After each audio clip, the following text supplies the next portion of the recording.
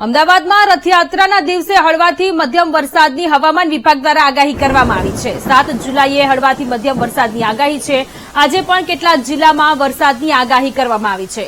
ગાંધીનગર અને સુરત જેવા મોટા શહેરોમાં વરસાદ પડે તેવી સંભાવનાઓ છે। બનાસકાંઠા, સાબરકાંઠાથી લઈને વલસાડ, તાપીમાં પણ આજે વરસાદ પડે તેવી શક્યતાઓ વ્યક્ત કરાઈ। આગામી 5 દિવસ માછીમારોને દરિયો ન ખેડવા માટેની પણ સૂચનાઓ આપી દેવામાં આવી છે।